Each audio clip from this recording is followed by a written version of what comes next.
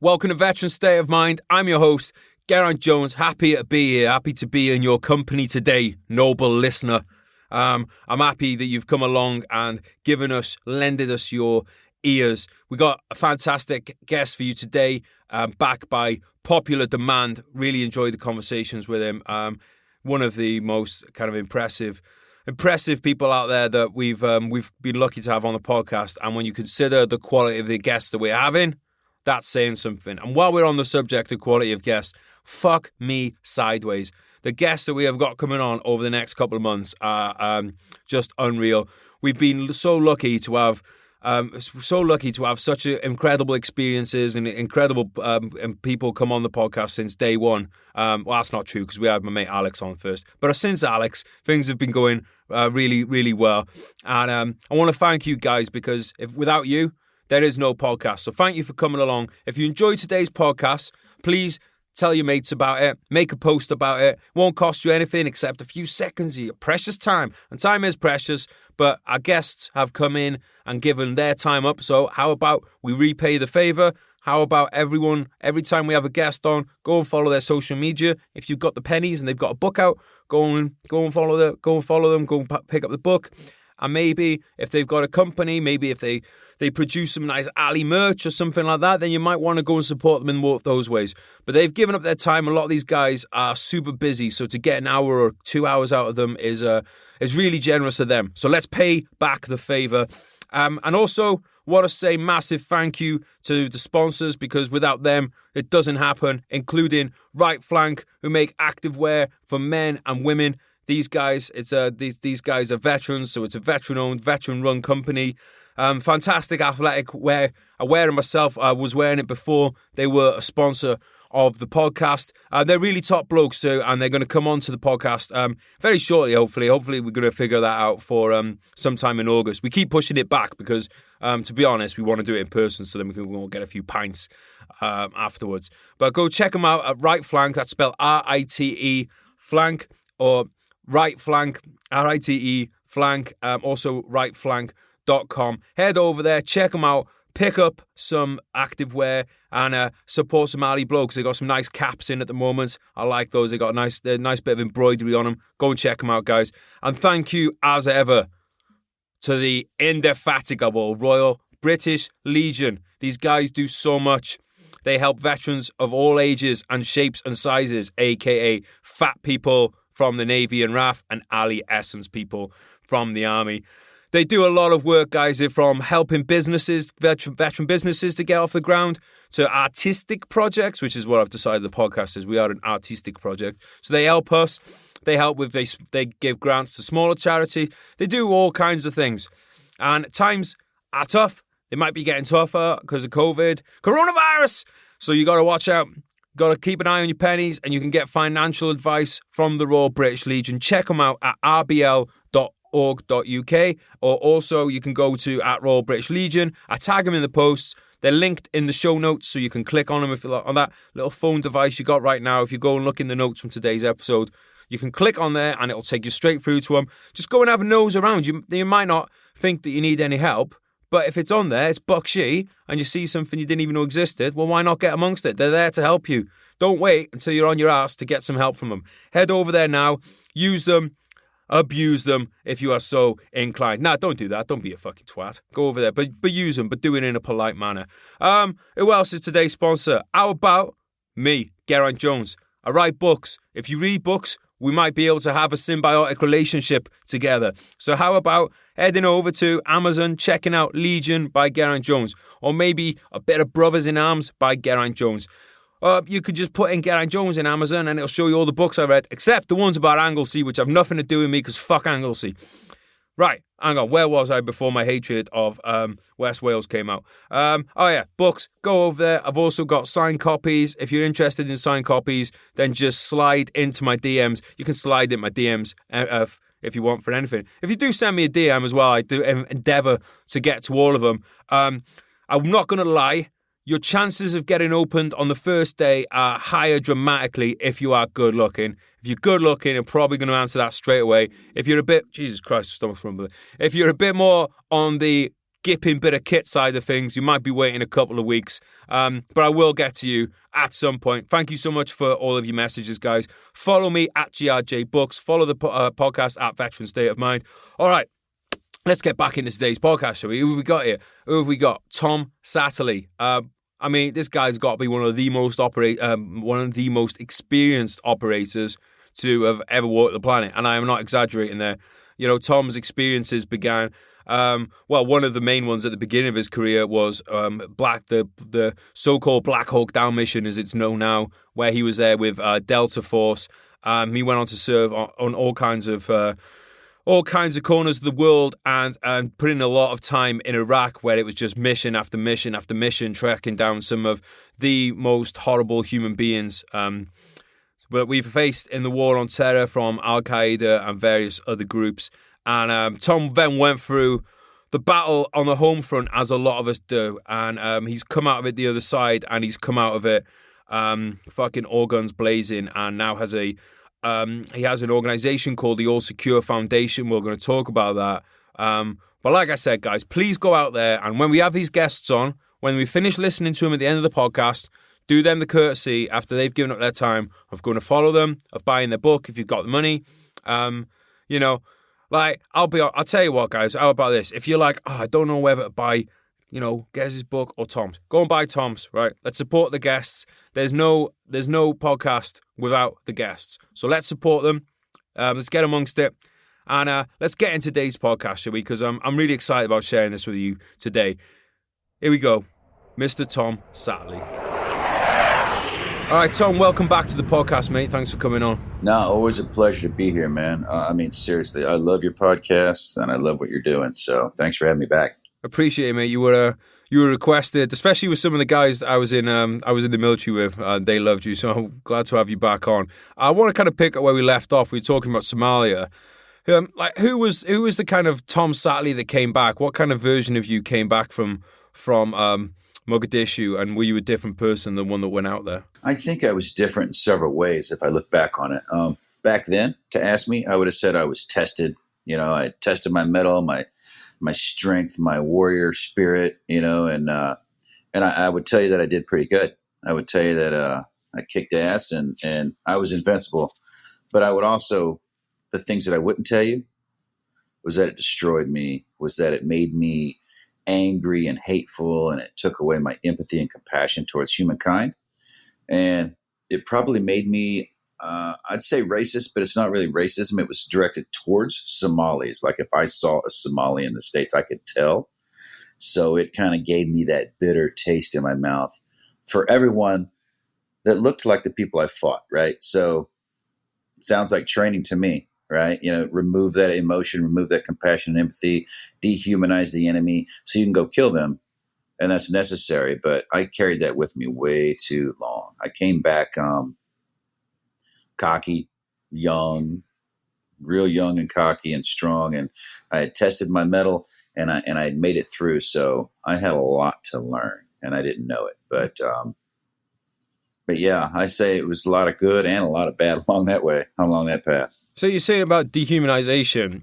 How do soldiers from the unit how would you dehumanize an enemy, and what is the kind of importance of dehumanizing people? I think that takes it back way back in the days of my grandpa, you know, or my great grandpa, or you know, or any veteran that you talk to that's old and bitter. You know, you got the Vietnam, you got those gooks, those damn Japs, those Germans, the Krauts. You know, you always calling them the Somalis were skinnies.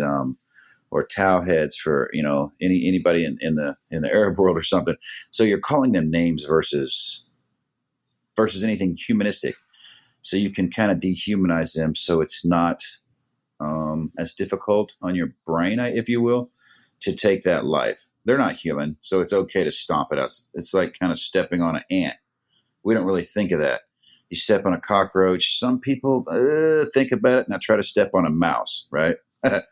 or crush a cat with your foot. Now get bigger and bigger, right? It gets more and more difficult to kill things, even if it's not human. So now imagine another human.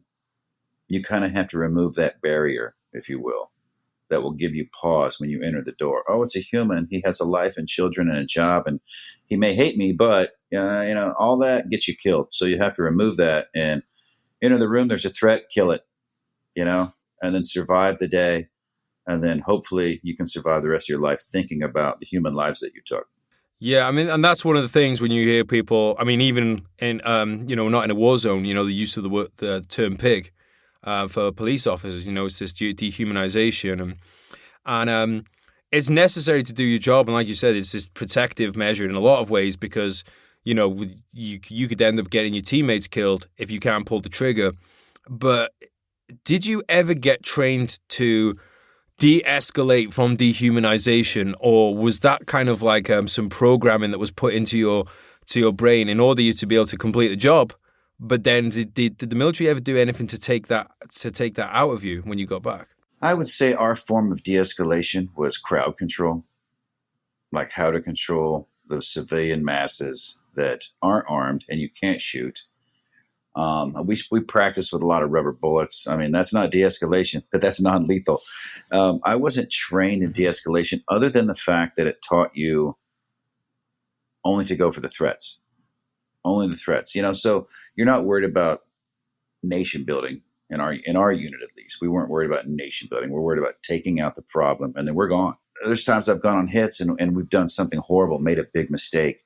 And we left. We called in the battle space owner. Hey, there's a non-combatant, got killed on target. You might want to check that out. We're leaving. And we weren't trained in that. It was just one of those things that you were trained in the common sense. You were trained to look for things. So de-escalation come in the form of learning human nature. When you're trying to cuff a very tiny, a 90-pound, maybe, 100-pound Somalian man who's terrified for his life and freaking out. And there's 2 or 3 operators trying to cuff his hands behind his back, and they can't. They're stomping him and trying to get him. And I finally figured out he's just terrified. And that is the strongest power you'll ever get. I kind of started stroking the back of his head and talking real low into his ear like, it's okay. It's okay. It's okay. And he relaxed. And he let his hands behind his back. And I cuffed him, picked him up, and walked him over and put him somewhere. I was just trying to get him out of the way. But when you're terrified, you're pretty strong. So de-escalation is to be present and aware. And nowadays it's more important than ever. And we try to teach police officers this as much as well. It's just to assess yourself. If you're coming into a room and you're screaming, everybody calm the fuck down, right? You're screaming. Who's calming down when you're screaming, right? you gotta start first. So we try to teach people, hey, a little self-awareness. If you're screaming at somebody to calm down, damn it, he's not going to calm down. People are naturally prone to defend themselves. They want to live. How about your de-escalation as an individual from war fighting to coming back to an America? Did you get any help from going from war footing to back in the house with your wife? No, not a bit. 17 hours after taking a life, I could be walking in the front door. Wow. And no talk about it. You could fly home, clean up your gear, you put your guns away, you say later to your friends, and you head home. You walk in the front door. And retirement's much the same way. And then you get everybody wondering, why am I so angry? Why do I yell at my children? Or why do I take on all these situations where I feel like I'm so dominant? I got to get on top of everything. I got to get loud, take charge, dominate, and then figure out the problem and settle everything down. Kids don't like that. The wife sure doesn't like that. So I've had to teach myself through my wife hit me upside the head with a frying pan every now and then to tell me to calm down, is that this isn't combat, but I'm trained for combat. This is a different situation. I need to retrain myself for how to handle these situations at home. So when you came home from Somalia, what happened the first time you tried to talk about it with anyone? And did you want to talk about it? I didn't. It was funny. When we were leaving Somalia in the hangar, the psychologist was telling a group of us, now listen, when we go home, don't be surprised if you have a breakdown in the next week or so. You don't know why. You'll just have a breakdown. What that looks like will be different, but it's normal. Expect it, and there's nothing wrong with it. We all started laughing. You're crazy. You're an idiot. And the minute I got home, my wife picked me up at work, drove us home. It was a 25-minute drive, maybe at the most. Nice, quiet drive. We walked in the door, and I dropped my bag, and I turned to look at it. She's like, so how was it? I tried to talk and I started bawling. I bawled so hard. Hmm. I couldn't stop crying. I don't even think I told her anything. I couldn't. And that was, I think I walked away to the other side of the house and got my shit together and thought, man, that can never happen again. You know, I gotta get my shit together. I can't be acting like that. And so I tucked it all away and never talked about it again with anybody else other than my friends at work. Until I met my wife now, it just, I wouldn't do it. I was afraid of what would happen. And I didn't think I needed to talk about it. I thought that I dealt with it, put it away forever. But man, it was a breakdown. It was a complete emotional breakdown. And how did crying make you feel as a person? A lot better. I mean, man, I like crying now. I'll tell you what, it's almost like I look to cry to kind of feel better when I'm feeling shitty. Just because it's chemical reaction, man. It's biological in your body. For crying, man, is a really good release for people, and it's there for a reason. Yeah. So any natural body function that you suppress is not going to end up good for you. I mean, I've learned that one. It's like trying not to go to the bathroom for a long time. It's going to really hurt for a while. So you're going to have to eventually do it anyway. So you might as well do it when it doesn't hurt. So yeah, crying, man. I'll be watching a home improvement show.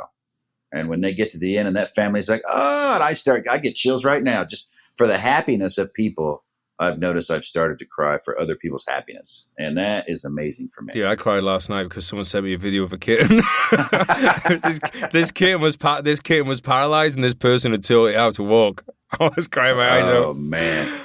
But yeah, it's funny because I saw a clip once. They had it was the D-Day celebrations last year, the 75th one. They had a 90-something-year-old D-Day vet on, and he was talking on TV, and he was still crying 75 years later.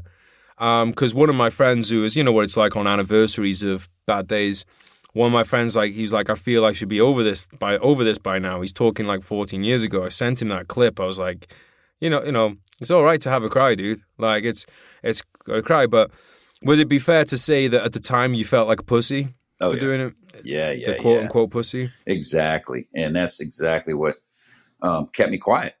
I thought, man, I'm weak. I'm a pussy. I'm a baby. I'm not a man if I cry. You know, I'm not a warrior. I can't let my friends see me. And here I look back, I'm like, all my other friends are hiding it too. It's ridiculous what we go through. Yeah, it's kind of crazy as well. As like you are all so open about everything with each other. It's like, oh, we like these are like the details of your sex life down to down to a disgusting degree. You know everything, but like God forbid someone should know that you cry. Was there a professional element to it as well, though, that it would affect your job if people knew about that? I think that was a thought. You know, I hear that from people now. I don't want to ask for help. I'm afraid I'll lose my security clearance. I'm afraid. And I ask them, where'd you hear that? Well, I mean, that's just what'll happen. I go, but who told you that? Nobody told us that. Nobody said if you get help, if you say, hey, I need a little help, you know, it's like, hey, I need to go to the gym and do my biceps a little bit longer. I can't really do curls. Okay, go strengthen your biceps.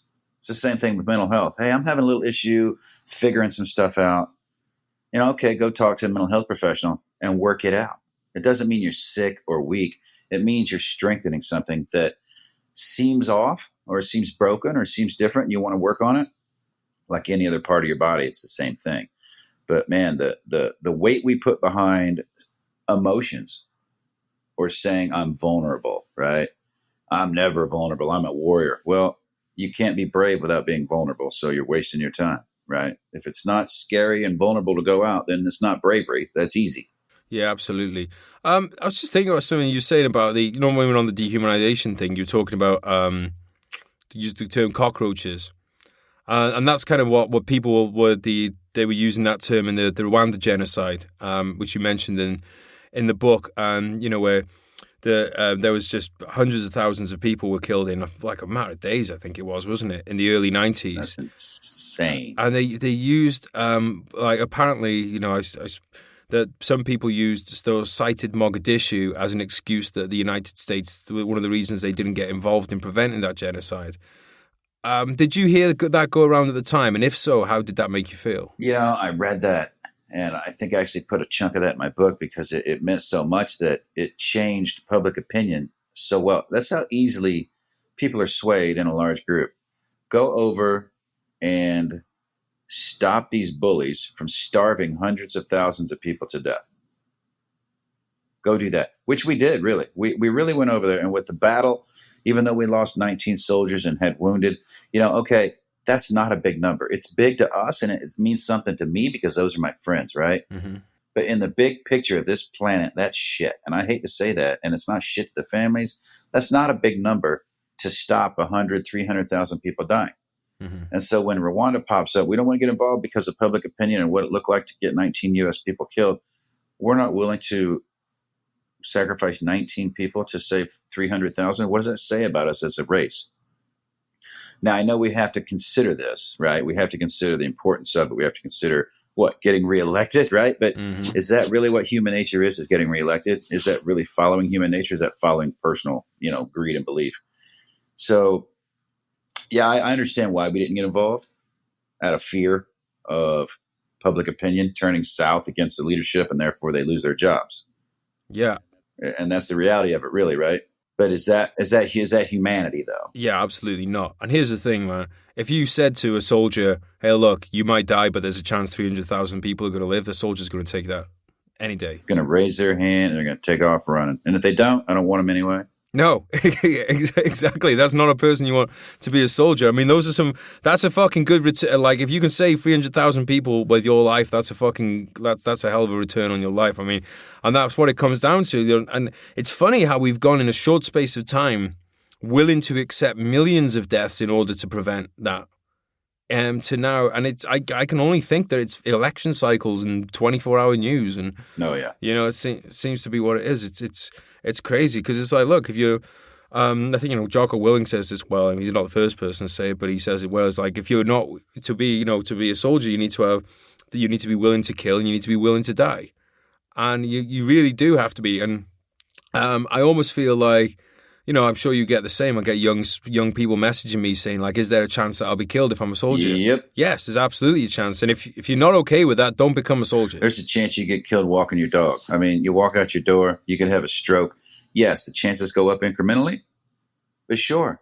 Yeah, I mean, to be a law enforcement officer, to be anything, to drive, more people die driving. More people die of the flu. And now COVID or not, I don't know, but who knows how many people die from COVID anymore? The news changes so much in order to make people look better that you don't get the truth. And I'm like, if you alter news in any way, it's entertainment. It's not the facts. It's entertainment. It's a show. Yeah, that's absolutely the position, that we're in now. I just want with the whole kind of like the sacrifice. I think all you can ask for as a soldier is to know that your sacrifice is worthwhile. But there's no shortage of people. And not just soldiers, there's a lot of medical people who put themselves on the line. There's a lot of people in all kinds of lines of work who are willing to put themselves on the line. Or you just want to know that you're going to leave something better behind than you found it. So you continued in the unit. We talked about why you stayed on in the last episode. So we won't go over that. But you stayed on with the unit. You went on some exercises, and you came back from one of them to find an empty house and your wife gone. What was that like as an experience? I think I walked in the house. It was completely empty. There was a pile of my clothes in the master bedroom on the floor where the waterbed used to be, with the waterbed mattress, not the frame, leaking. So, and I was like, whoa. It's not like I didn't expect it. After Somalia, I was a different person. I was more at work. I was gone. I was never really present, if you will. I mean, my emotions were gone. I dumped everything into work. So I'm sure it was pretty lonely for her, for me to be gone at work all the time. And then when I'm home, my mind's at work. So, when I came back from, I think it was Israel, I came back and man, the house was just cleaned out. And she told me that her boyfriend helped her move out. And man, I did not find out until after somebody read my book, maybe my sister, and told me, she just lied to me and told me that because she was hurt, right? And she just told me she had a boyfriend. She didn't, which made me feel a little bad. But 20-some years later, you can't feel too bad. But she, yeah, man, I was like, oh, this kind of sucks, but it didn't affect me much. I went out to the shed. I pulled out a lawn chair. I brought it into the living room and laid down on it, went to sleep. And got up the next day, and I was walking around looking outside, and my friends had come over to help me re-roof my house before we went on the trip, and we dumped all the shingles on the side of the house in the yard. And I remember calling my friend going, the bitch took the shingles too. She literally shoveled up all the shingles off the floor, off the ground, and took those too. And he started laughing. He's like, no. I picked those up and took them to the dump for you because he didn't go on the trip with us. He thought he'd do me a favor. So I was so pissed off. I thought she took all the shingles with her too. But yeah, I kind of took it in stride and just kept going. It was for me, it was easier to keep doing my job. I just thought, screw it, less emotions needed here. And she drove back, filed for divorce, drove back, and in 30 days I signed the paperwork. She handed me some tools out of her car and drove back home to Indiana. And that was the end of that. I guess with that kind of situation, like a lot of people in civilian jobs, their family is their family and, their home is their home. But when you're in the military and you've got a tight group of like a band of brothers and, you're always going away with each other and that is a family, it's almost like it's not like as much of a blow, I suppose. Yeah, it's weird how you become closer to your work family when you're that tight and you do things that dangerous together that you become really close. And I mean, I remember calling my friends going, man, my house got cleaned out and it's totally empty. And they're like, oh, well, when's the party? And I'm like, I don't know, when you want to throw the party. There's nothing to break here. So yeah. It's that family is closer in a lot of ways. And if you don't pay attention to that, you'll lose one of your families. You have to kind of put work into both. Absolutely. And you said in the book at the time as well that you were, your own words here, a high functioning alcoholic. I don't think that is anything that's not unique to your military situation. I mean, I've certainly come across a lot, especially in senior positions. There's so many high functioning alcoholics in the military. I mean, God, it used to be that everyone in the military was an alcoholic, full stop. I think it's only kind of literally in the last couple of decades that it's become less of a thing. But you know what? How old were you at the time when that was kind of happening? Did you just think it was normal? Yeah, it was normal. I was probably, when I started drinking, I was probably 19 in Germany. And that was all normal over there. If you're tall enough to put the money on the bar, you can drink. Man, we started hard in Germany. Just young kids going to clubs, drinking beer. And then boom, I'm in the unit. Yeah, every selection you go to, it's like you're celebrating when you're done, and you played hard, you're working hard, and you start drinking. Then you realize, man, you're just drinking for every reason. Every time you get together, that's like the choice of drink for any meeting. And everybody's doing it. And then you're doing it after work. You build a bar at work. So this is part of the culture, and it never has changed. Yeah, I mean, it used to be like, you'd have a rum ration and that kind of thing. It was part of people's, kind of their ration allowance. And I think there's a reason for it too. Like there's something to be said about getting drunk and rowdy with the boys, but it's definitely something that's obviously worrying too. Do you see anything? Was there any kind of like help on or advice about that when you started leaving the military? Like, hey, we know you've been, you and the boys have been tearing it up for the last, 10 years or more. Maybe you need to calm down now, or is it just something like, that's not even talked about? Nobody even brings that up.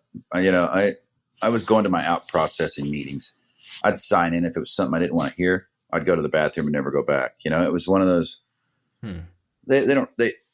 You sign in so they can log that you were there, but they don't care if you're there or not. I mean, it's to help you. And if it was something I didn't need, I just got up and left. And they don't talk about any of the drinking or any the hard lifestyle, the party, and the risky behavior. It's just it's like, hey, make sure you turn in all your gear, make sure you sign all your stuff, and get your physical, and see you later. Thank you. And and they'll tell you it's not what we do. We train you to go to war. We train you for all that, but when you're done, that's not our job anymore. Do you think that it should be their job? I do. I think if you raise a pit bull and teach it how to bite, and then you let it free, you're kind of responsible for it a little bit.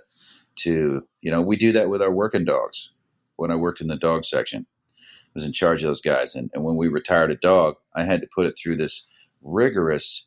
And it was ridiculous, this rigorous out-processing of tests and checks. And does the dog socialize? Does it eat your girlfriend's, clothes when it's at home? Does it try to tear the pillows up? Is it defensive?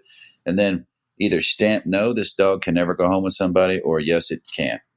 And these guys love their dogs, right? And so if you stamp, no, this dog's not safe, they're going to freak out on you, man. But they don't put that much effort into themselves, and the army doesn't or the military doesn't put the effort into humans. But they'll make sure the dogs are decommissioned when they let them go. I mean, it just seems so beneficial to not just the individual, but that individual's family and society at large. Yeah. They'll send weapons from the military home with you, but they'll decommission them, right? No longer used, no longer needed. Let's plug the barrel. Now you can keep the weapon. All right, you made it safe. You gave it to somebody. You made the dog safe before you let it go, or you didn't let it go. But all these humans with free thought and emotions and alcohol and training and years of stress and pressure, we just let them go and say later. Yeah, it's it seems like a naive at best. I just want to come in and pick your brains about something, given the current situation kind of going on in America at the moment. We've had like the last kind of it feels like a couple of months now. In the book I was reading, you were in Bosnia, right on the kind of like the tail end of, some absolutely horrific times there, with people being lined up and put into mass graves, and the siege of Sarajevo. Does it worry you with what you're seeing in America, based on what you've seen of humanity and human nature and what people are capable of when from your time in Bosnia? Yeah, it worries me. It worries me because it's so instant. It's easy. With the invention of the phone, mm-hmm. It was easier to talk to people. It's not face-to-face, anonymity. You have more courage. Now the internet, right? And then chatting and texting. And people will say more and more things than they would have to your face, right? And they get more courage, and they get more bold. And we're doing it now with the news, with social media, with chatting, with messaging, and everything's in your face, and everybody's more emboldened. And now they're going out, and they're also protesting. And it's happening in tiny little towns, even in Missouri. We were in a town yesterday, a small little French town, and nothing ever goes on down there. And especially during COVID, we went down there just to look at the river and some beautiful French, forts and stuff. And there was 2 different protests going on in that town, with cars driving around in parades, one with flags, one without, the for and against. I didn't even know what the topic was, but you could tell it was for and against until I asked later. I found out it was pro cops, anti whatever. And I'm like, wow, in this small town, you're not hearing about it. And I've minimized my news coverage since it's very stressful for me. And I've kind of, what's happening in my little circle of the world here, what's happening in my neighborhood. I'm trying to stay focused on my job and everything, because there's so many antagonizers out there. And how easy is it for a foreign nation to pay antagonizers to keep this going? I mean, Russians talked about it so many years ago, about how just sit back and let America destroy itself, right? Just give them spark a little match and let them destroy itself because of all the freedoms that they have. I think we've forgotten about how you earn those freedoms, how we got to where we are right now, right? And people just have lost their compassion and their humanity and their care for others. They want what they want. And, oh, no, I want what I want. So we're all pulling into our little groups to defend ourselves, which is natural. Mm. And it's probably mostly a couple of the mouthy people causing some problems, some people who get funded by some things, along with the hoodlums and the thugs who just like to do it.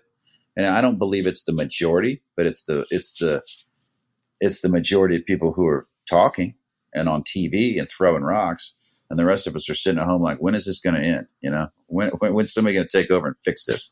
Yeah, I think there's a real danger in people dismissing things like Bosnia and Rwanda as things that just don't happen in, it just doesn't happen that won't happen in America. That won't happen. I mean, look, it happened in America. It's happened in America. There's been a huge conflict in America. It's like only 150 years ago, which in the scale of time is not like that long ago whatsoever. And I think you bring up a really great point that people overlook as well, is that foreign powers, foreign agencies have a lot to gain through destabilizing America, and that that they will manipulate the situation at home, and people get played. Like, hate is the most powerful emotion. You can easily be played against one side or the other, and you should always be asking, who benefits from me? Who benefits from me getting angry in this situation? Really. Did you ever kind of on the like flipping the coin? Because I'm not saying like, look, Britain and America are probably two of the best countries when it comes to manipulating other nations behind the scenes. Right. Obviously you can't go into too much detail, but do you recognize playbooks from like what you've been taught yourself? Absolutely. This is certainly how you go inside a country and stir up unrest, right? Election year. Mm-hmm. All right. Now COVID. Do we blame China or not? Did they do it on purpose? What's Iran doing? What's North Korea doing? It's like every election year, I just wait for North Korea, Iran, and China to do something because they know we're focused on something else. And they know those are the years that we actually have to say stuff. Mm.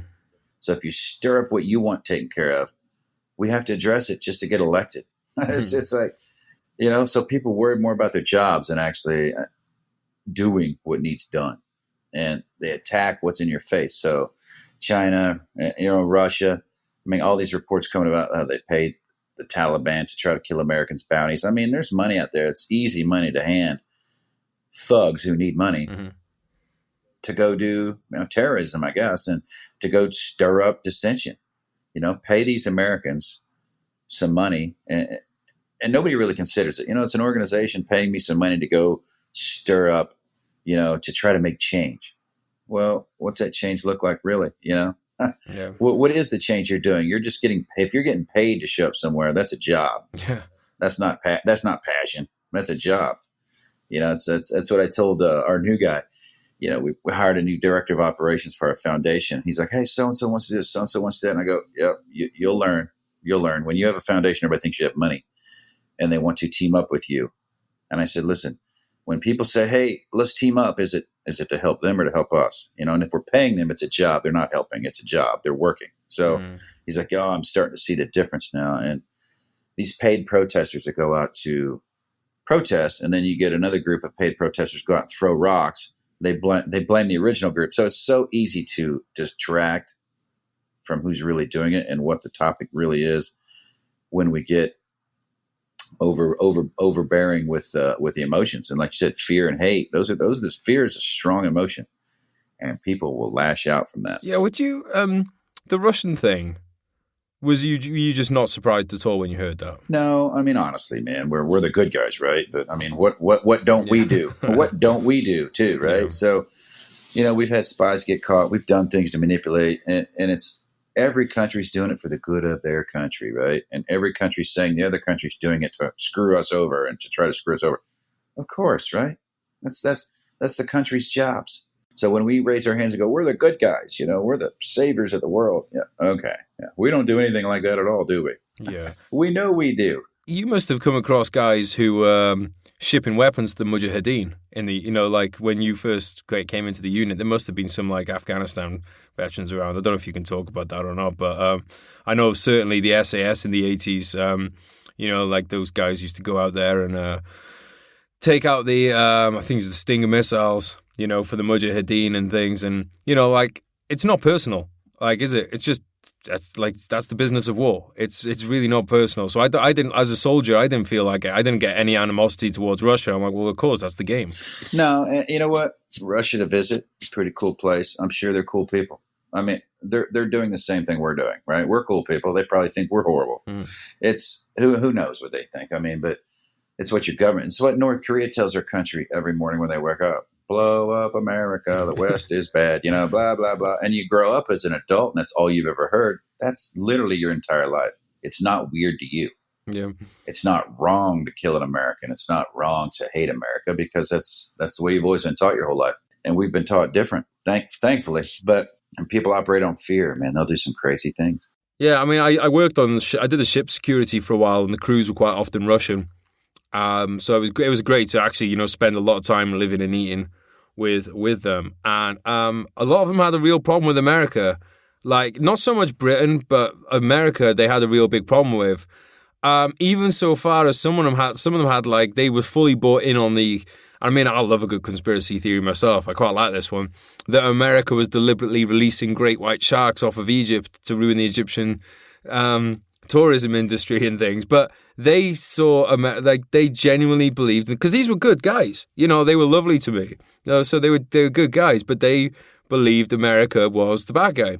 And you know, we'd spend like, as you do when you're deployed somewhere, which essentially we spend hours just talking and, you know, cups of tea, cups of coffee, talking about this stuff, but they couldn't get their head around the idea that America wasn't the bad guy. And we need to remember that in the world. You know, if you see yourself as the good guy all the time, you know, you're never gonna. There'll be situations that you never prepared for because you were naive. Exactly. Well, we're the good guys. Why are we the good guys? Because you live in a place where you get to do what you were taught is normal to do, right? From birth, you're taught everything. Mm-hmm.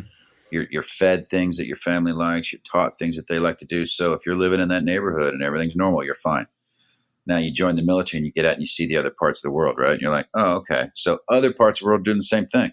They just want to live in their world too. Mm-hmm. Only they were taught different from growing up, right? And now you get the parts of the world that were the people that want to come kill you and blah, blah, blah. So they were taught from growing up as well, but now they're taking action. So they're a problem. But other countries live in the way they want to live, right? What's wrong with that? What is wrong with that?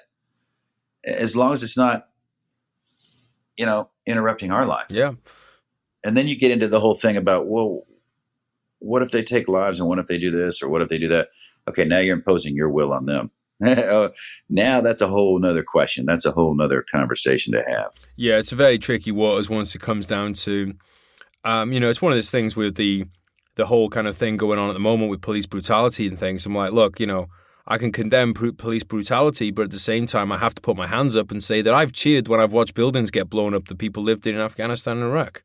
You know, I've been like, I'm a fucking saint. I did genuinely enjoy those moments, and if I was back then, I was a young guy, I'd genuinely enjoy them again, because the adrenaline was going and pumping, and so you know, I think we need to be very careful with, you know, he who is without sin cast the first stone and all that kind of side of things. Going back to Mogadishu for a moment.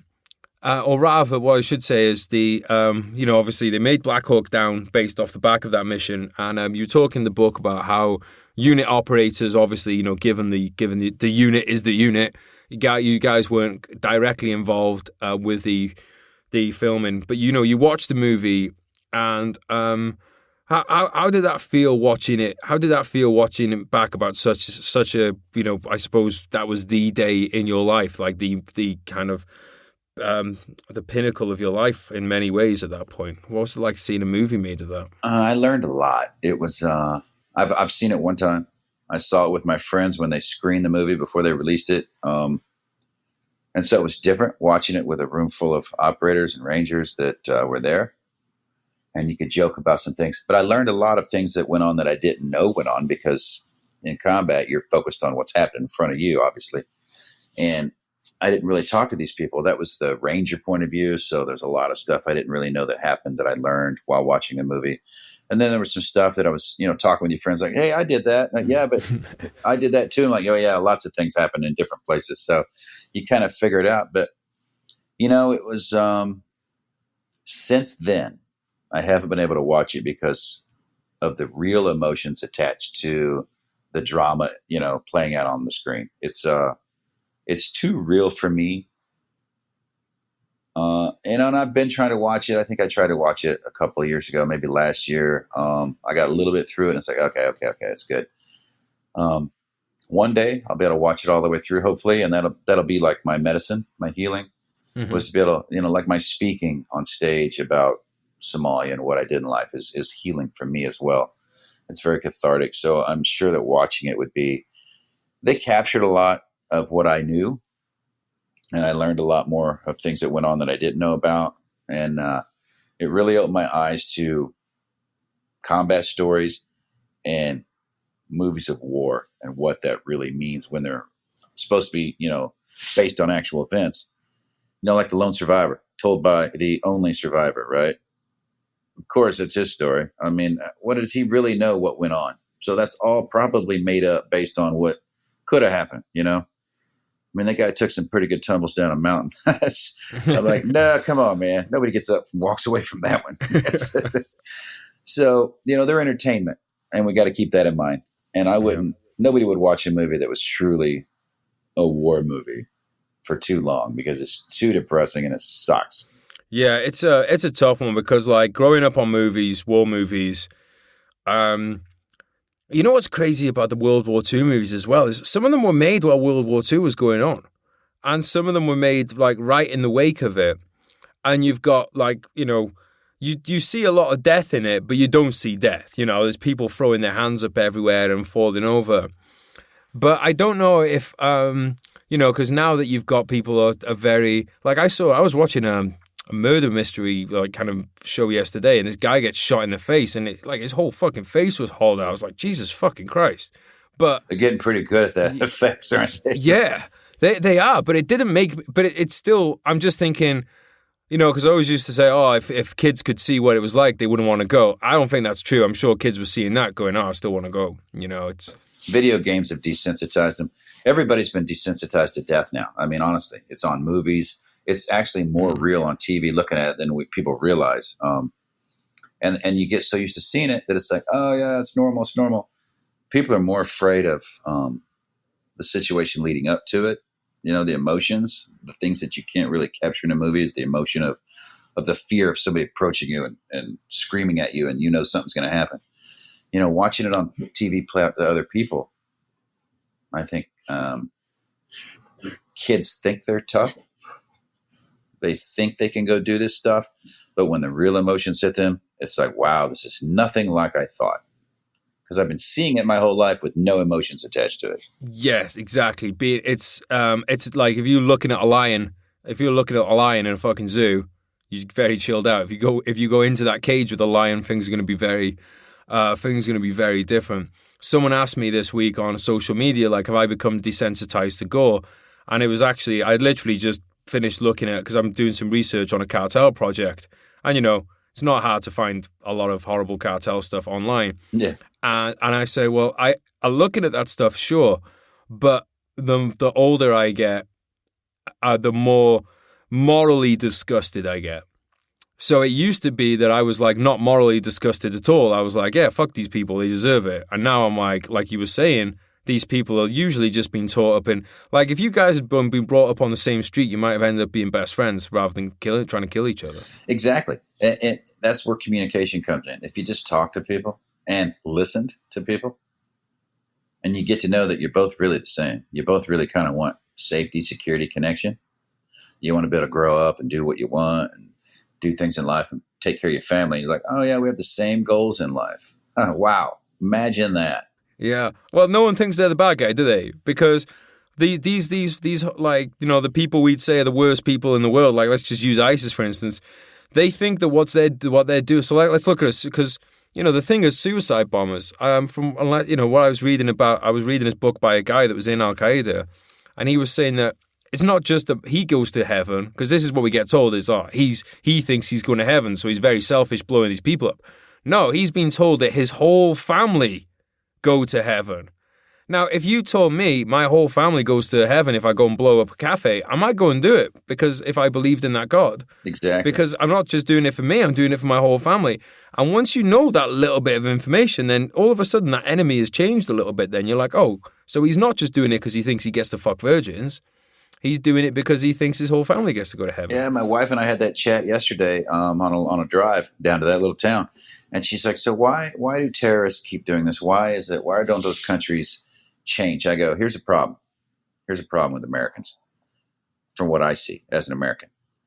Most people think if I could just get you over here and you went to Walmart and you could get whatever you wanted, you'd be happy and you'd be like, oh, Americans are nice. I go, that's not what they're used to. That's not what they want at all. They've been raised since the moment they were born to live their life this way, and that you're wrong. You're religiously wrong. You're morally wrong. And they're going to come kill you or convert you. Hell, they don't even really care about converting you. Matter of fact, my wife's blonde hair and female. I go, just being you right now. They hate you just because of what you look like. I go, you're not going to change that. Just like them trying to convert you to become the member of ISIS or practice Islam, you're probably not going to change. So why are we going to change them? How are we going to change them?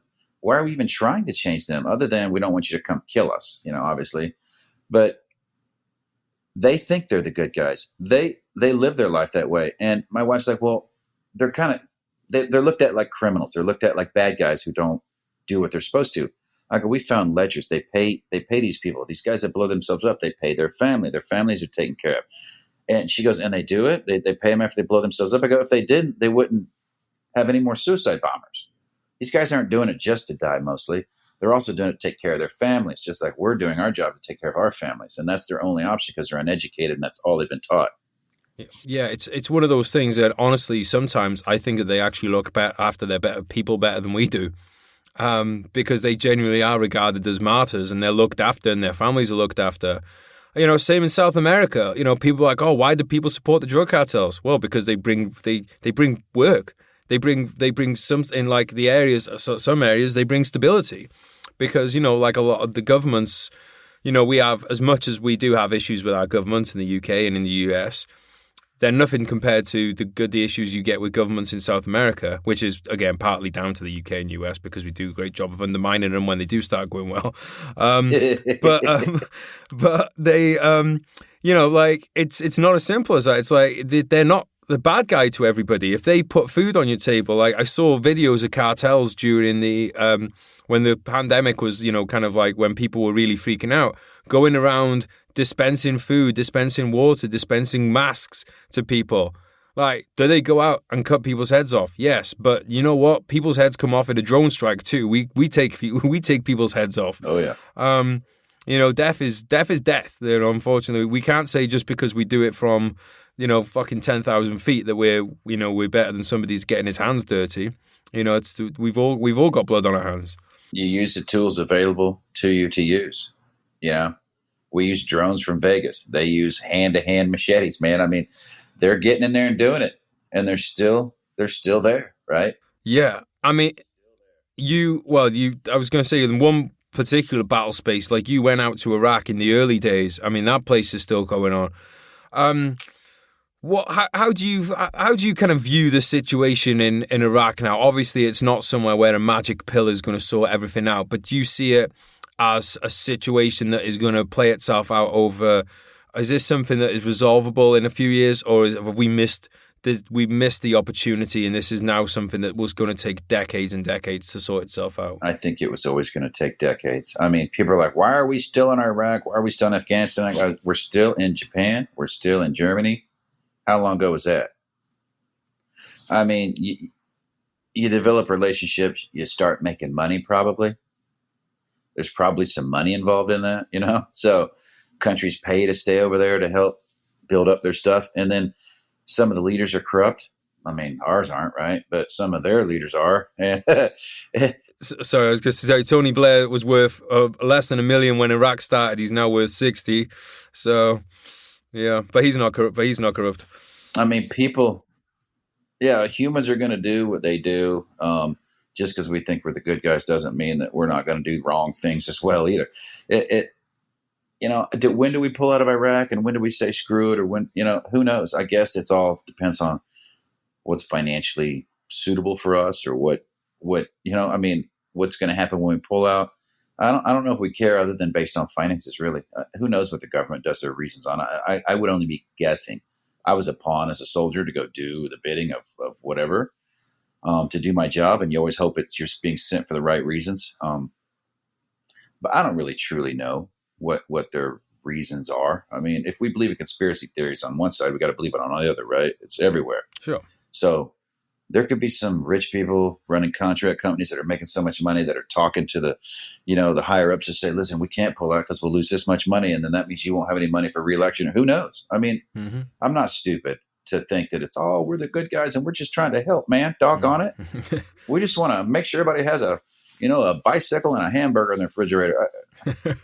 Man, all of us are just pawns to do what the wealthy, powerful people who are trying to control this place, hopefully keep it in a working manner, want us to do.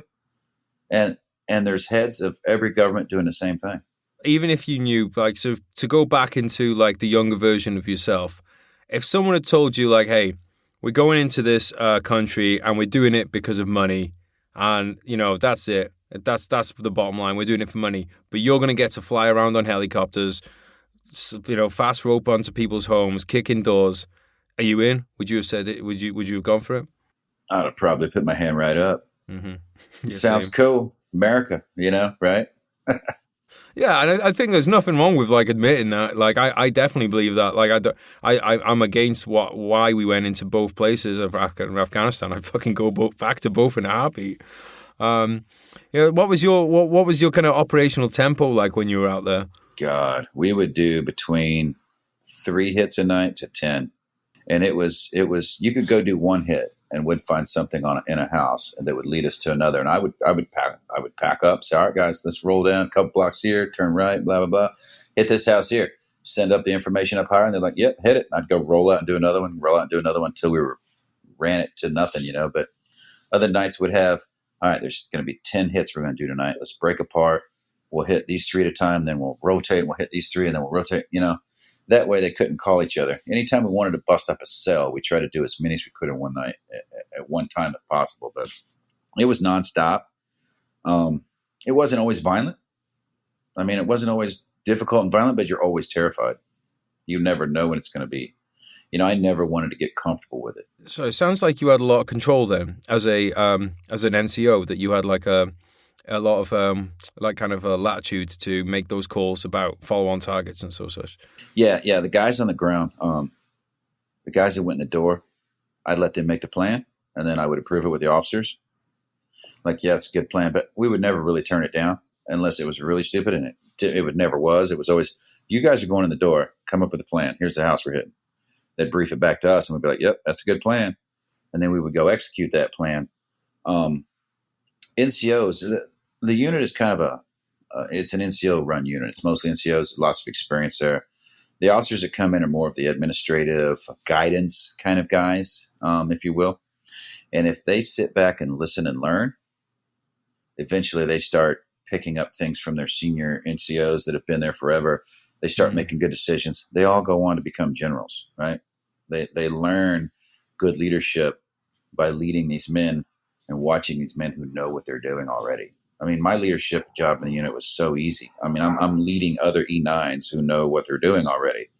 I'm not really telling them what to do. I'm giving them their orders of what we need to do. They make the plan. They brief it to me. I'm like, sounds good, man. I'm the information flow guy, right? And I'm also the guy that has to bring in the punishment when somebody does something wrong or something, which is difficult, but it was easy as a leadership job. It's just leading men who know what to do already. That's a fun job.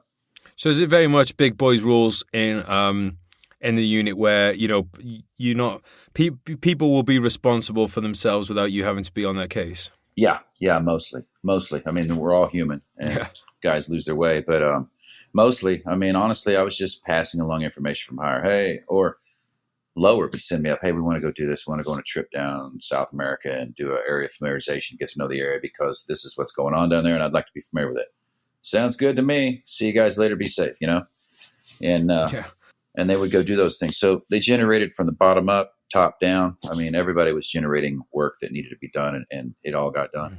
So with that tempo of operations then, how the fuck are you getting revved up for missions, and how are you staying on top of your game? Because obviously you guys go through a rigorous selection process, but like you said, we are all human, and the brain is only capable of so much, and the body is capable of so much. How are you dealing with that tempo? Lots and lots of energy drinks and lots of loud, obnoxious rock and roll music. Before going out on a hit, I would slam rip-its. I would get on the elliptical or the treadmill, and I'd have my not all my kit on, but some of it on, and I would just start rocking out to some serious hate music, and then I'd jump off that thing, throw my Kevlar helmet on, and jump in my vehicle, and combo checks and out the gate, and I'm angry, ready to roll. I'm ready to do violence with lots of rock and roll in my head. So how do you feel when you hear that music now? I don't listen to it, man. I went back to Fort Bragg once after living here for 3 or 4 years. And I went to a bar that I used to go to, and they were playing music, and I'm in the bathroom, and I'm like listening to the music, like, oh my God, this music is about kill, blah, blah, blah. And I go, they're just keeping it going. They're keeping that mindset going in all these restaurants in town because that's what the guys want. They ask for it. That's what they're used to. Everybody wants to be a warrior there. Of course, everybody is, in quotations, a warrior on Fort Bragg, right? So they're all living that fake game of acting like a warrior anyway, whether they are or not. And so it's just testosterone town full of people like doing those tribal dances to show their manhood, right? It's just testosterone bumping into each other in Fort Bragg. So that music's banging hard. And I thought, man, this is hate music. This is anger music, you know? It's I don't even listen to it anymore.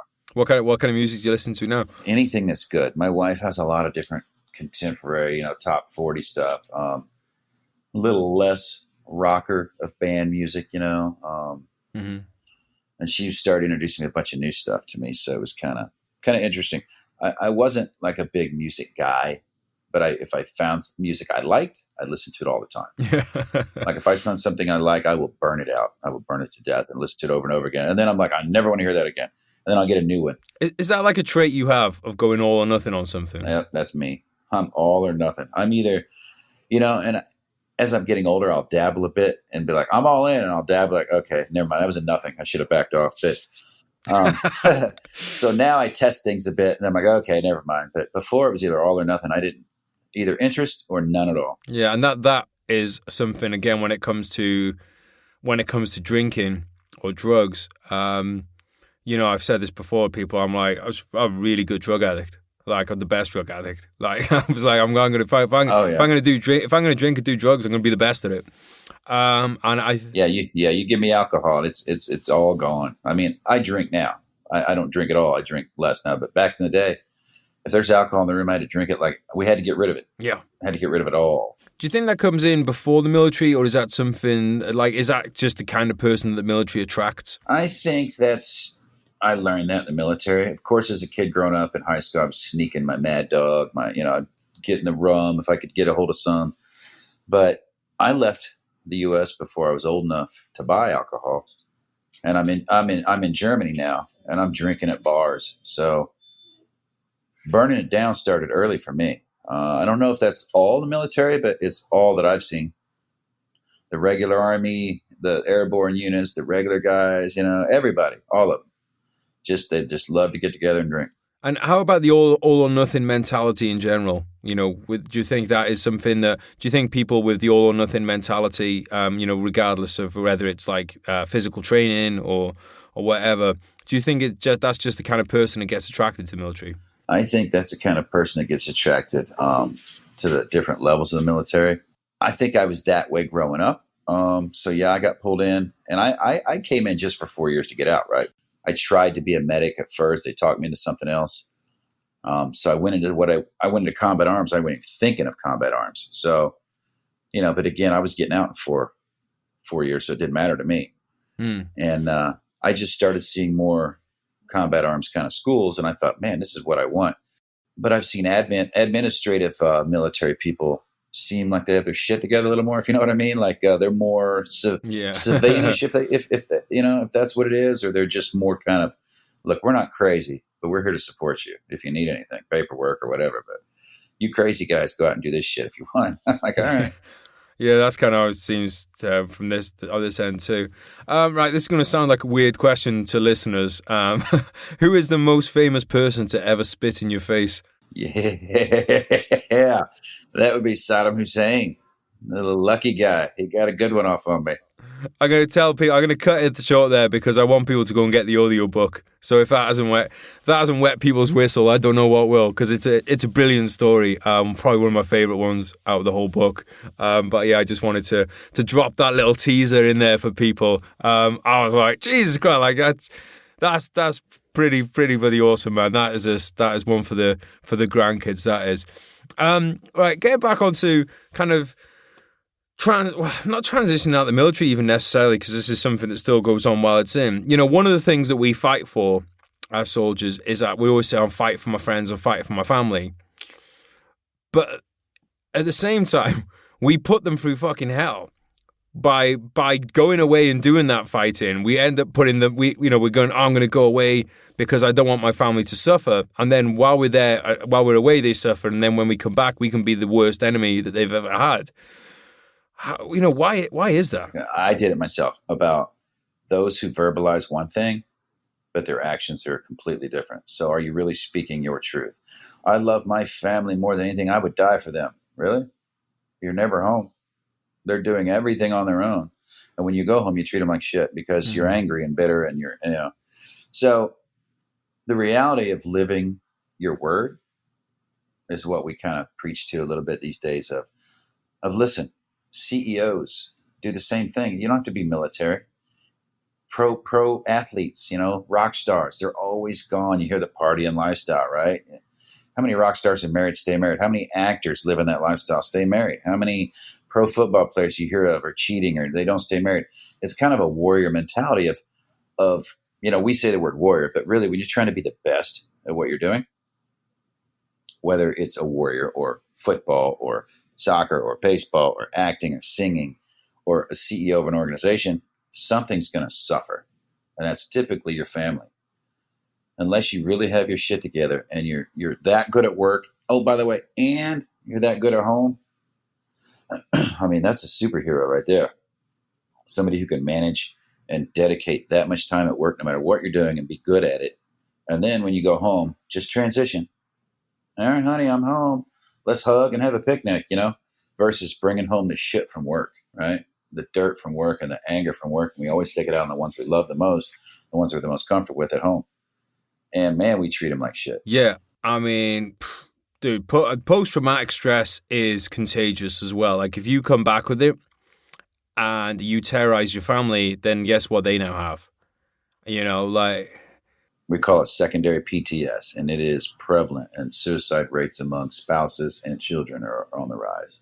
Do you think that there is enough work being done because there's all kinds of charities out there working quite rightly to help servicemen, servicewomen with post-traumatic stress and with all other kind of because it's not a one-size-fits-all, kind of like mental issue for people. But what is there enough being done for spouses and for the kids of service people? I don't think there's enough being done. We're certainly trying, and I know that other organizations are doing it as well and starting to do it. We talk to active duty people now. We talk to their spouses when we go talk to active duty people now. It's like, listen, this is resiliency training. You need to hear it while you're in, not just after you get out. It's like going to the gym, like going to the range to learn how to shoot better, to be better at something. You got to keep doing it. So we keep going and talking to them. And I think they're just now starting to bring the families in more versus here's the wives group. They can get together when we're gone and talk. No, we're actually bringing the wives in. We're talking with the spouses together, and we're sharing the stories. We're talking about life at home and how to do it better. And we're talking to the spouses privately on the side, and we're talking to the veterans, on the side. And we're working all angles that we can. But I don't think there's enough being done because there's so many veterans out there. There's so many other people, not just veterans, that are suffering and having horrible times at home. And now with COVID, right? Everyone's been stuck for 4 months at home, and maybe your home life's not that nice. What about those kids that get abused at home and their only break was to go to school? Right. So there's always a story out there that we don't hear, we don't even consider because it's not in our life. So we want to bring awareness to people that, hey, life at home is tough. Living with your spouse and the stress from work and coming home, bringing it to your family, we've got to deal with that at all levels from everybody. And, we're doing the veteran thing because that's what I did and that's what I saw and that's how I can help. But I would like other organizations to go out and do the same thing. Everybody goes home and takes their stresses out on their families. And then some of these poor kids who, their only meal of the day was at school, and their only break to get away from their abusive father and mother was at school. And now they're at home because they've removed school for now and everything's at home and the parents are laid off or furloughed or something. So much stress is at home. There's so much going on at home right now that we know it. We just don't know about it yet. It's going to come out later. It was with kids especially. You see soldiers willing to lay down their life for a kid on deployment. Kid that they never met, and then they come home and then treat their own kids like shit. Not every soldier, obviously, but a good percentage. Part of this as well is, young soldiers probably have a tendency to rush into relationships really that might not be ready. I'm just putting that very mildly. What relationships if there's any young soldiers listening now, which there are, and they're in relationships, what advice would you give them given your experiences? Listen, I would tell everybody, any person young, your brain's not fully developed till you're 23, right? So let's say you're starting with common sense at 23, all right? Why would you want to be? Yeah, why would you want to be married at 23 to the same person 7 years later when you're still growing up and changing? You're going to be a completely different person. So are they, unless you change together. So wait till you're settled a bit in who you are in life. Enjoy the world, enjoy life, and I don't think as many kids are getting married these days. I think kids are starting to figure it out a little bit, but especially a soldier. If you're going to be gone all the time, don't drag someone through that just so someone could pay your bills. I know a lot of single soldiers that have it down what to do. Well, my apartment, I need someone to take care of my apartment. Really, that's a good reason to get married. um, a lot of relationships don't work out when you get married young because you change. You're not even settled in who you're going to be in life anymore, and that'll always change. But you're too immature. So I got married young several times along the way as well, and I finally settled down with the person I needed to be with. And I'll be with forever. And I know that now. I'm not trying to get away. I'm not miserable. I'm not cheating. I'm happy. I'm literally happy with who I'm with all the time. And I know it. Before it was like, well, I'll do this. I'll go ahead and do what I'm supposed to. Way too young. You grow up and you change. You become a different person. And so I think everybody should wait a little bit. It's almost really selfish as well to just want that comfort blanket when you go off on deployment. Because it's like, I still want to go away and deploy. But then I want someone here when I get back. It's like, that's kind of fucking selfish. Yeah. I want my cake. I want to eat it too. I want someone to pay my bills while I go off and ignore them. Yeah, it is pretty selfish if you really sit back and think about it. When you left the army, I got really, this part of the book made me really angry about how the army kind of treated you with they kind of, I want people to go and read the book, right? But essentially, they undercut you at the end of your career, I think, in a very kind of fucking nasty, almost like a vindictive way. It was almost like someone would do to someone they've been in a relationship with and they want to kind of like passively, aggressively fuck that person over. And I don't know if people realize how much of an effect giving someone a good send-off from the military, giving someone a well-deserved pat on the back and a feeling of family and accomplishment, I think is so instrumental for good mental health after that point. How did you feel a sense of like almost like betrayal or anything when you left the military? For sure. I was angry and bitter and I wanted to blame everybody. So part of that was my issue as well. But a lot of people that I've talked to left the unit unhappy. Like, and I joke now, nothing good ends well or it would never end, right? So it has to turn bad. But with the stress and the pressure of the job at the unit, I think as you start to get to the end, you're so burnt out, but you don't want to leave. You don't want to let your men down, but man, you time to go. And so there's always that struggle, that internal struggle. And then people are human, so people at the unit are human. And so you get one or two that are upset with you or something, and they have the ability to finagle things and make things happen. It happens all the time. People use their power to screw over the people they may not like or don't give you as much attention as they gave someone else. It could be that simple. But man, you could really get screwed over after dedicating so much time to the military. And I hear it a lot, not just the unit, but a lot of military people getting out pissed off. And I think that's kind of the internal feeling, like you don't want to leave, but you got to leave. Or maybe you don't want to leave, but you physically can't handle it. Or you don't want to leave at all, but they're kicking you out because it's time for you to go. I mean, that's bitter and painful to separate after a long time like that. And so a lot of blame can go outward. I mean, mine happened the way it happened. It was a lot of the human thing where people were upset or thought certain things, and I didn't want to go back. I was pissed. And then they were like, well, no, you need to come back. Come on back and we'll throw you one in your old squadron. Screw it. Let's do this. And then I show up. I'm like, now I'm pissed even more because of what happened during the retirement. But that was just, I look back now, I'm totally good with all of it. And friends have called me and said, hey, can you write me a letter? I got out. I should have been honorable, but it wasn't honorable. And I said, sure, I'll write you a letter. You're a great person and I'll give my opinion of it. I wouldn't ask anybody to do that of me. because I've learned to let it go. It was a job. That's an award. What's that mean, really? And I'm beyond that now. I'm 10 years beyond that now, and on to something else. And I tell people, don't live in the past. That'll drag you down, man. That's your anchor. I've pulled my anchor. I got my sail up. I'm heading on. I'm moving on to the future. So you're beyond it now with rocky roads, fair to say, in between.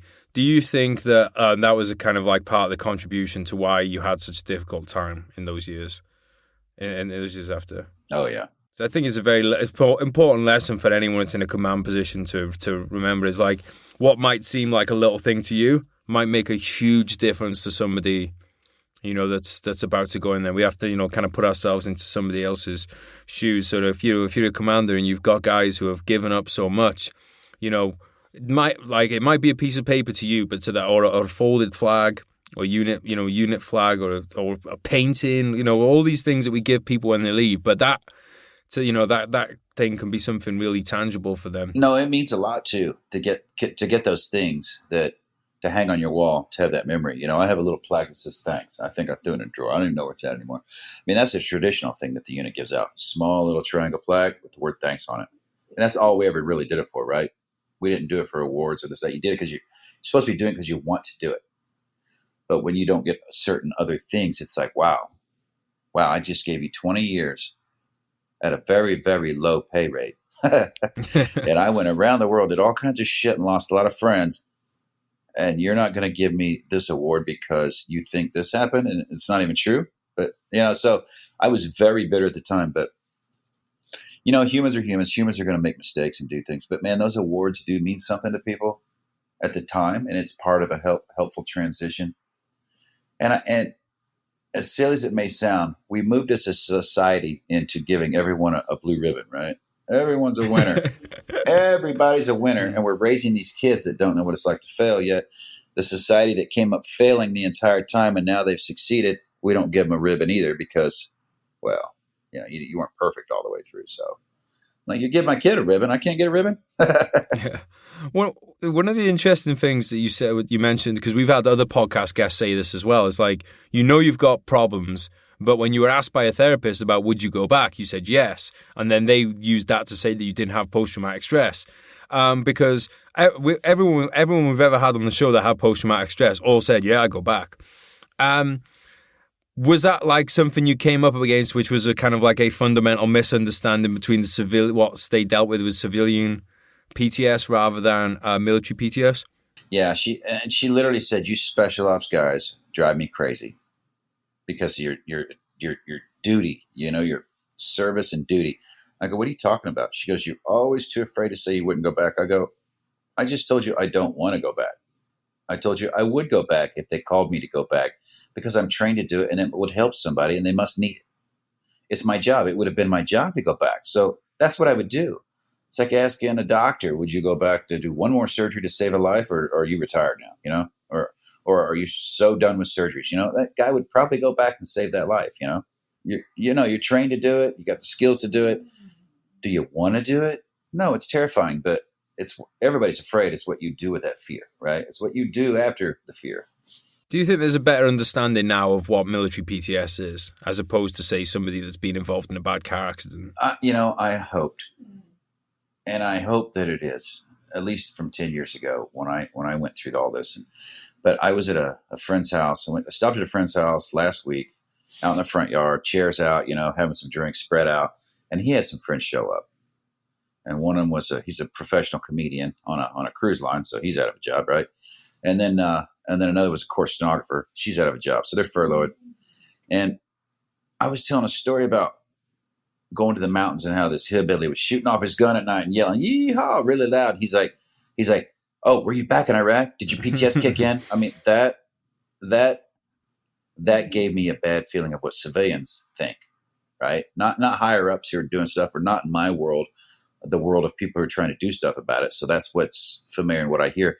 But from somebody I've never talked to until that day, "Oh, were you back in Iraq? Were you crawling around?" I'm like, and in the middle of my story, I looked at him, I go, "No, and you can't catch PTS." And I just kept going with my story. But my wife was kind of upset about that. And she asked me about it later. And I go, "Yeah, that kind of struck me funny too." She goes, "It's a little bit flippant, a little bit kind of rude. But what struck me most was the lack of understanding. As much as we're trying to get it out there, we're getting it out to the military people, right? You understand what's going on with you. Civilians still look at it like, oh, were you crawling around on the floor screaming and crying and holding babies or something? It's like, wow, you all watch too many movies that show people freaking out on PTS, you know? Yeah. Yeah, it's not what people, I mean, look, it's one of those things that's got like different manifestations too, but it's also not what people think it is. It's more likely you're going to punch someone in the face and you're going to start crying on the floor. Exactly. And yeah, I think it's like, oh, you want to see my PTS? Well, yeah, I'll just fucking punch you in the face. You ask me a stupid fucking question again because you have no, because anything that you see, anything that your brain is just deemed a threat, you're going to attack. You know, and that might be someone making a flippant remark. You might be, that sounds like an attack. I better fucking punch him in the face. And we actually go down that path, right? We actually go down that path naturally. Like, oh, you wouldn't do that to be nice. That's an attack. Yeah. So you're being a smart ass, right? So I'm going to be a smart ass back. And then you could escalate it. You know, I just kind of, I chalked it up as friends of friends. He doesn't know any better, you know? So yeah. I just kept going. Never really talked to him about it either, but I probably should have stopped and said, no. And why do you say that? I probably should turn it into a study thing, you know, like figuring out why he thinks that so we can go against and fix it. Yeah, that's a teaching moment. How do you deal with your PTS now? Well, other than crawling on the floor when you hear hillbillies firing.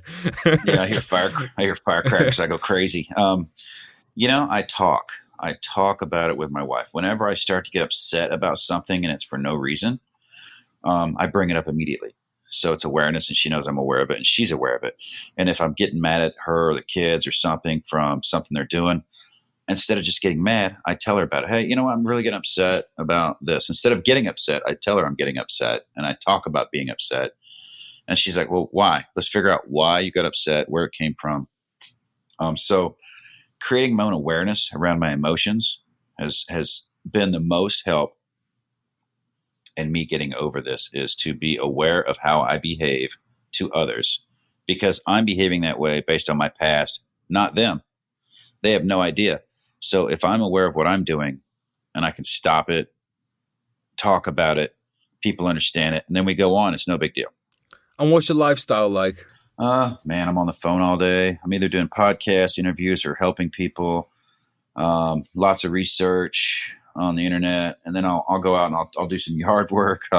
Any break that I have, you know, I'm work around the house, pick it up, clean it up, and then me and my wife will go for walks, you know, through the woods, either twice a day or at least once a day. But we try to do, you know, maybe 30 minutes twice a day at least, walk through the woods, get some break. But we're pretty much on the phone 7, 8 in the morning till 11, 12 at night, and then later if I'd answer the phone. People who want to talk or get help or something and chit chat or whatever, but it's always just helping people understand why they're angry, understand why people don't understand, or help them realize that they are the ones that are always angry. You know, like, hey, no, you're the one that's always angry at everybody, man. You know, not everybody's after you. You think everybody's after you. So working through things like that. But our days are encompass helping people as much as possible. And what about the you know, I used to put a lot, well, like you mentioned yourself, you know, high functioning alcoholic, and you used to be like rattling around with pills that the VA had given you, and well, you know, and the Army had given you, and then the Veterans, was it Veterans Administration? Is that what VA stands for? Yes. So you used to have that. That was kind of your way of coping with physical pain and a lot of mental pain too. What's that kind of side of things like now? I'm still in physical pain, but I've worked around it. You know, a lot of CBD oils, a lot of stretching versus the pain pills when I get up. Now I'm not gonna lie, I wish I had some pain pills last week, but I didn't. So I made it through it. But the pain pills, for what they gave me, wasn't worth for what they did to me. So I can be out of pain for a few days of a week versus, you know, and along with that, oh, by the way, I'm going to be an asshole for the next week. Or I can be in pain a little bit that week and not be an asshole next week, you know? So I kind of choose not being an asshole and being a little bit of pain that I can just kind of work past. But, you know, there's good ways to work around it with diet and exercise as well. So you can minimize it. And it's just not worth popping the Percocets in my face every day to not feel any pain, but be that aggressive, you know, asshole that nobody likes. Do you think that we're too quick to prescribe pills when there's things like diet and exercise, and these are the kind of more holistic methods? Yeah, I think there's a lot of money in it. I think it's the easy route. I think people want, Americans at least want that. I want it now. I want it right now. I want to be 20 pounds lighter right now. And they're willing to sacrifice a lot to do that. But I think we're way too quick. I think pills are good temporarily, whatever you need for. I'm not all down on anything, but anytime that something has to be taken every day for a long, long, long time, I think we need to look at other avenues to get around that. And with your All Secure Foundation, what kind of work are you guys doing at the moment? Like, what's the kind of next year looking for like with you, especially on the back of COVID? We've moved on to helping a lot of people online and over the phone or Zooms. We've opened it up to first responders and medical workers. We know they're under a lot of pressure right now to help. So we've been doing a lot of online counseling, and we'll do like 3 free sessions that the foundation covers for people while we research finding them a therapist in their area that they can continue with after. A lot of times we're finding out that after talking to these people after 1 to 2 to even third times, they're getting it. They're understanding it. It's kind of like someone gives you the answers to the test you never had before, and you're like, wow, this isn't that hard. And it's not that hard once you start. Starting's always a hard part. But we redid our website. It's almost complete. We're putting more online content that people can get on. We're doing online courses now. So we're going to start plugging those in once we can get together and video that. We were going to do it anyway, but with COVID, we couldn't travel and do our retreats, face to face. So we took our money and dumped it into doing what we were going to do at the end of this year. We're just getting it done now. So kind of, we're still on track. We're a little ahead of the game now. And yeah, I mean, sadly, we're saving money by not running these retreats. So we decided to push that money into, developing the online content and getting it going to reach more people. And where can people find you online? allsecurefoundation.org, or they can find us on Facebook at All Secure Foundation, or Instagram's All Secure Foundation, and Twitter's All Secure Vets. And if you go in the show, if you're listening on iTunes or Spotify now, these are all in the show notes as well. I'll put them all in there, so you can click through. If you're on your phone, you can click through straight on there.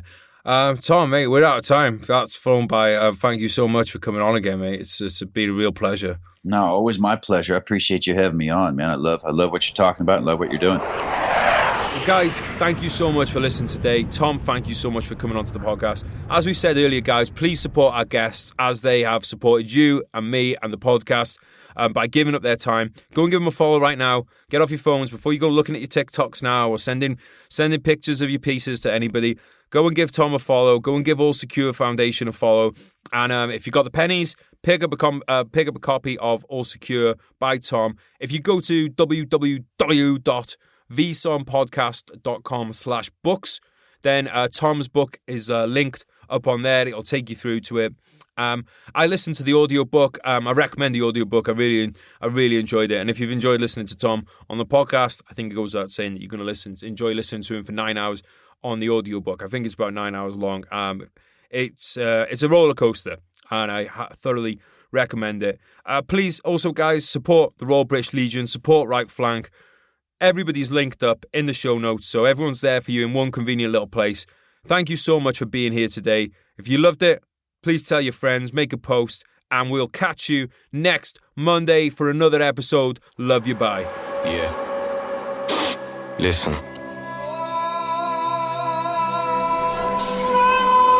Shout out Teaser. You told me not to worry, and you wouldn't break my heart. You told me you were sorry, yeah, my whole world fell apart. You said it's not my fault, and yeah, I've never done you wrong. I'm grinding to a halt, now I can see you're moving on. I promised I'd get better, and I told you things would change. You keep me to the gutter, yeah, I'll never be the same. I've gotta let you go, now live your life and spread your wings. And yeah, you put on quite a show, and pulled the puppet strings. And are you sure that you don't want me? Remember all the pain, or maybe you should thank me. It's it's your loss and my gain. I'm leaving now forever, I won't hang my head in shame. But yeah, you've taken me for granted, and you should feel ashamed. You sold a dream to all of us, a dream that we'd all die for, a reason for us all to live and something we could fight for. I might just help a man up to his feet or hold a newborn, but no matter what I do, my hands remembering my rifle, yeah. Life's hard, I know that, still wouldn't change shit. I wouldn't go back, yeah, I wouldn't go back. Feelings I hold back, memories fade, yeah, they go fast, yeah, they go fast. Good times to come and go, survive the highs and lows, just take it step by step, I guess, yeah, I suppose. Good times to come and go, survive the highs and lows, just take it step by step, I guess, yeah,